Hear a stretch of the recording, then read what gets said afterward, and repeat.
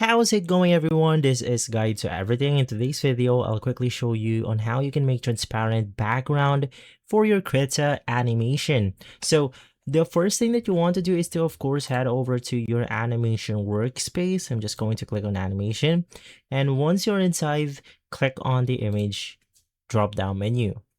From here, navigate through properties, and you will be able to see the background opacity.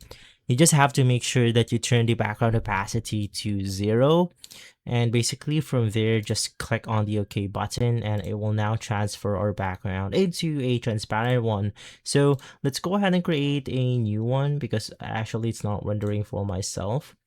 And from here, if it did not work, you could basically do the same thing or the other way around, just making sure that you have turned your background into transparent.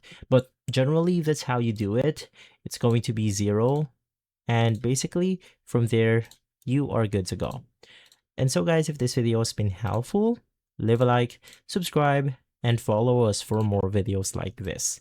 Thanks for watching.